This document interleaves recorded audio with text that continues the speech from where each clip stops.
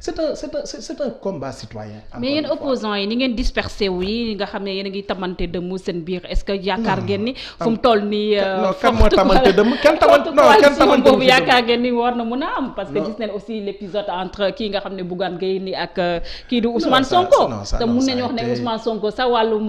diggante mag certains opposants tax ko ça a été une parenthèse vite oubliée quand même entre Bougane et Ousmane c'est des frères yoo xam ne après retrouvé wu nañu xam nga da ngay dëkk ak sa frère sax il faut ngeen am problème yéen ñaar wala sa sœur mënul ñàkk.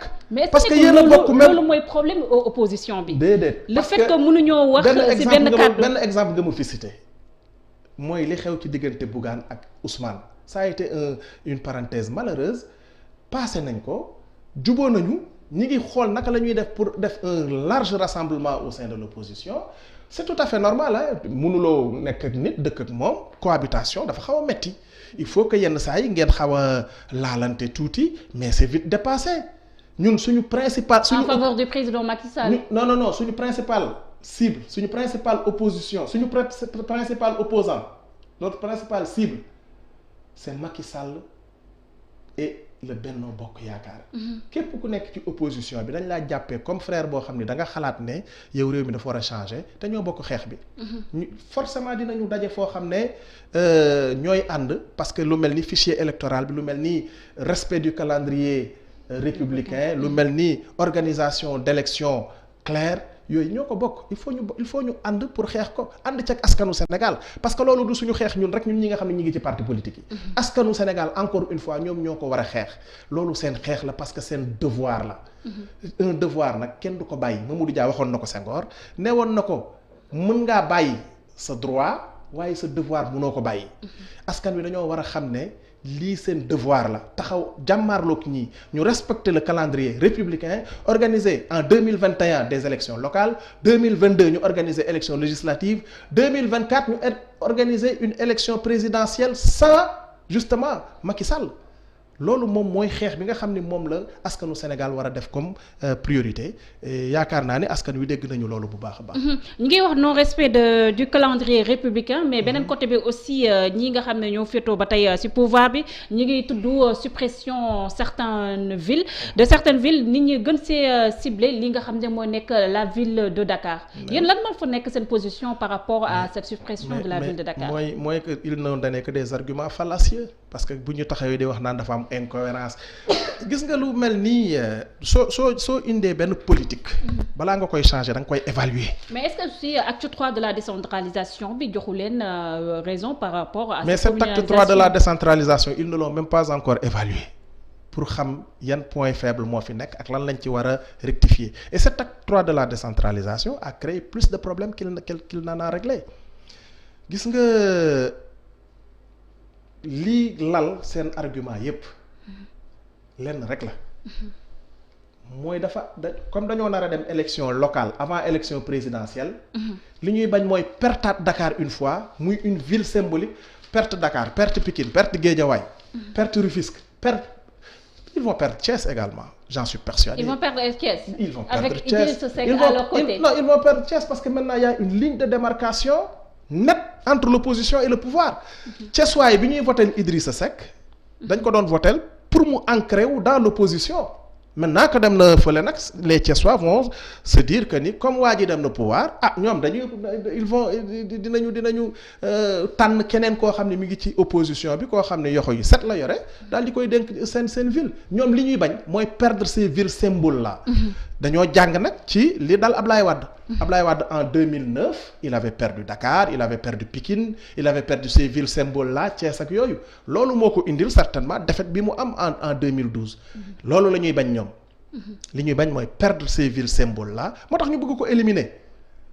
tu vois di dindi villes yi nga xam ne bu ñu demee élection locale dañu naan way commune d'arrondissement bii di wa ko gagné commune d'arrondissement bële donc du ñu am une vision globale te xamuñu ne même loolu bu amee nit ñi dinañu xam. ne bu fi ville nekkoon tel liste moo ko naroon a gagné. Donc pour vous dire simplement que c'est des gens yoo xam ne dañuy tëñëx bu ma déggee ñu naan Macky Sall dafa mën a politique ça me fait rire tëñëx waaye aussi avec des stratégies claires. kii di président Macky Sall stratégie mu ngi ci wetam mu ngi teg wetam kii nga xam ne mooy le président Idrissa Seck mu ngi teg wetam ku mel ni comme kii nga xam ne mooy Oumar Sarr mu nekk ay nit yoo xam ne mun nañoo wax ne ci langum politique bi ay kàngam leen donc vous au niveau de l'opposition surtout PASTEF est-ce que tey waru leen joxante loxo ak ku mel ni kii nga xam ne mooy Khalifa Ababacar Sall ak yeneen forces vives yi nga xam ne ñoo nekk au niveau de l'opposition aussi pour faire face à ce front bi nga xam ne mun na leen sonal bu baax ci élection législative locales yi.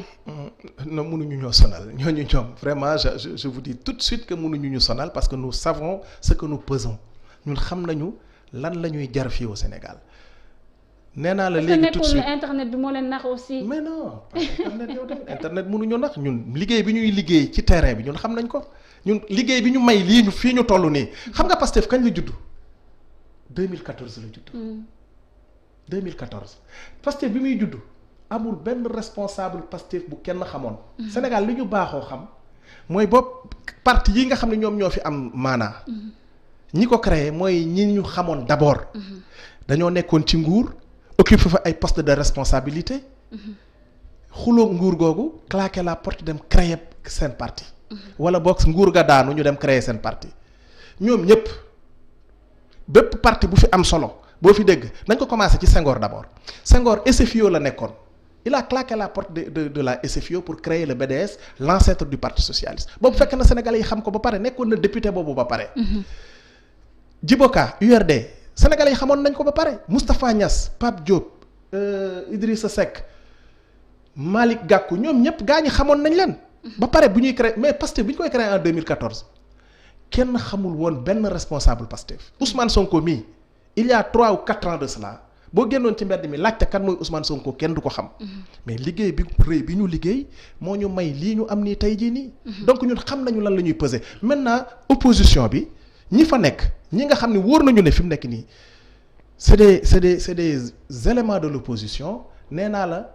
on est en train de travailler pour am un large front déjà on a un front de résistance nationale qui existe ñenn ñi génn nañ ci parce que dem nañu ci pouvoir bi heureusement nee naa la y a une ligne de démarcation nette maintenant boo xam ne recomposition bi génnee na ko ñooñu nee naa la dañuy dajaloo pour yenn xeex yi nga xam ne ñoo ko bokk ñu xeex ko bu ñuy dem ci élection nag ñi nga xam ne ñoom yaakaar nañu ne ñoom mën nañoo ànd élection ñu ànd ñi mënul ànd daal di demal seen bopp. d'accord ñu wax léegi par rapport à économie président Macky Sall ci discours bi aussi mu ngi doon wax par rapport ak UEMOA nu ñuy fixer plafond dette yi à 70%. À 70% mu jàpp ne loolu dafa nekk benn affaire boo xam ne rek dañ koo teg pour endormir certains pays africains. mu ngi cité sax le cas de la France nga xam ne dettam toll na ci 100%. États-Unis aussi 124%. mu nekk mbir boo xam ne pour économiste yi ko déglu dañoo jàpp ne kii di président Macky Sall dafa xamul lan mooy fayee bor en monnaie ak tamit li nga xam ne monnaie souveraine ak li nga xam ne mooy devise est-ce que da ngeen di rejoindre ñooñu sur ce point parfaitement c'est parce que lui ce qu'il ne dit pas aux Sénégalais mooy ñun bu ñuy lebi ji du ci suñu monnaie la ñuy lebee voilà ñun monnaie étrangère la ñuy lebee et principalement en dollars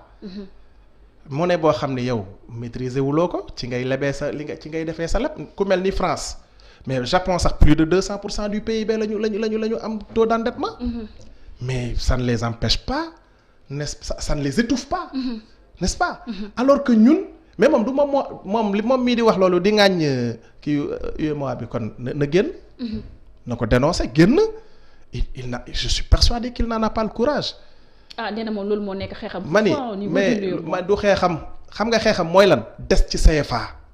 ku mel ni Macky Sall ak Ouattara seen xeex mooy des ci CFA tënku ci France loolu moom mooy seen xeex ñoom. ñoom ku leen gis xam ne ay taalibe France lañu